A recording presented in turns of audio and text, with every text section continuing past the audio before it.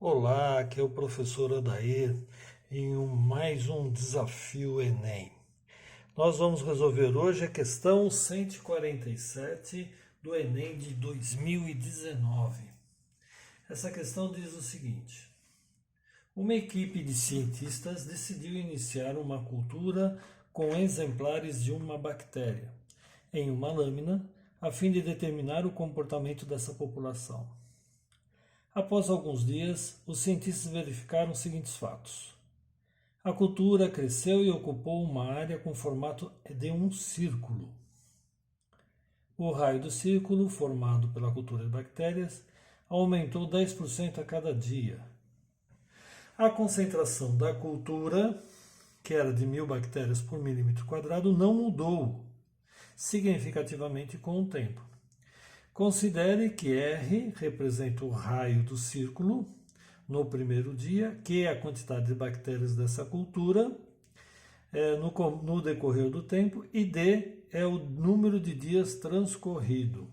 Qual a expressão que representa a quantidade, o Q, em função de R e de D? Muito bem, pessoal, vamos lá. A quantidade de bactérias dessa cultura, ela vai ser determinada por quem? Bom, ele disse que existe uma concentração de 1.000 bactérias por milímetro quadrado. Então, essa daqui é a nossa concentração. 1.000 bactérias por milímetro quadrado. Milímetro quadrado é a área, né? Então, ou seja, nós vamos calcular a nosso número de bactérias por área, né? Então nós vamos pegar, para encontrar a quantidade de bactérias, a quantidade de bactérias vai ser igual a 1.000, que é 10 a terceira, vezes a área em milímetro quadrado, a área que vai estar ocupando, a área que a bactéria estará ocupando. Como essa área é de um círculo, a princípio a área ela é calculada como π vezes r ao quadrado. Simples, né? Mas acontece que esse raio, ele altera a cada dia. Esse raio desse círculo, a cada dia que passa, ele é alterado. Ele é alterado de que base? 10% de acréscimo a cada dia. Isso, na realidade, é uma PG, porque eu tenho assim, olha, o raio mais 10% a cada dia que passa, mas é 10% do próprio raio. Então, isso daqui é igual a raio mais 0,1 do raio. Ou seja, a cada dia eu estou multiplicando pelo raio o valor de 1,1. Isso é uma PG de razão 1,1. Porque os 10% é sobre o raio do dia anterior. Então, a PG é justamente isso. Eu calculo multiplicando um fator, que é uma razão, pelo valor anterior, né? Então, a PG, ela diz assim, olha, o enésimo termo é igual ao primeiro termo vezes a razão elevado a n-1. Por que n-1? Porque o primeiro termo está aqui, tá certo? Então, quando aqui for 1, 1 menos 1 aqui é 0, vai dar 1 aqui, a razão elevada a 1, e a 1 vai ser igual a 1. Tranquilo. Então, segundo termo, por isso que aqui é n menos 1. Essa razão, pessoal, a razão é de 1,1. E o enésimo termo aqui é o raio que está no décimo termo, no décimo, quer dizer, no décimo dia.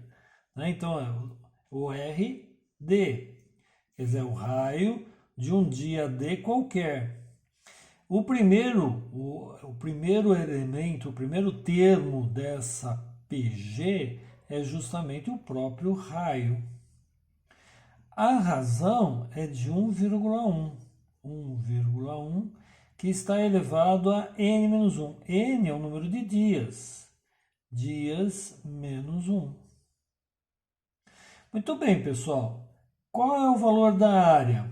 A área é igual a π vezes o raio. O raio, no 10º dia, vai ser igual a R vezes 1,1 elevado a D menos 1 ao quadrado.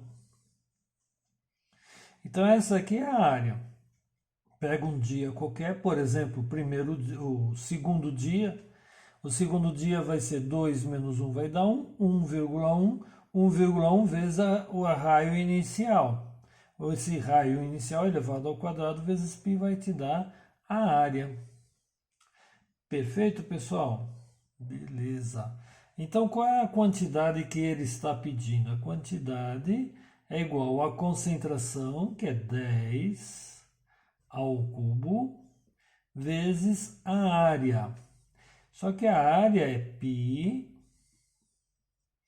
vezes R vezes 1,1 elevado a D menos 1, isso daqui é elevado ao quadrado. Opa! Já dá para a gente estabelecer a resposta. Ele colocou, ao invés do π aqui, ele colocou o π no final. E é a questão, a resposta é o item B. Então, item B, onde ele coloca o π no final, mas a resposta é exatamente essa. Pessoal, essas questões de porcentagem é bem interessante, porque eu tenho sempre 10% sobre o anterior. 10% sobre o anterior é um acumulativo, é como se fosse o juro composto, né? Só que o juro composto, lembra da fórmula do juro composto? O juro composto ele é assim, olha. Capital vezes 1 mais i elevado a n, exatamente como nesse caso. Só que aqui é n porque o capital está aplicado numa data zero. Então, no caso do juro composto, eu tenho na reta do tempo a data zero é quando eu aplico o capital. Aplico o capital aqui na data zero. Na data 1, eu tenho 10%, no caso seria 10% sobre o valor na data 0, e assim sucessivamente. Por isso que nós temos aqui elevado a n. Nesse caso aqui é n menos 1, porque o primeiro termo já é o próprio r.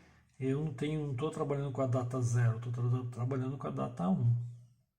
Mas o raciocínio é o mesmo, tá? Beleza, pessoal? Obrigado pela atenção. Espero que esses ensinamentos tenham sido úteis para você. Um abraço, pessoal. Tchau.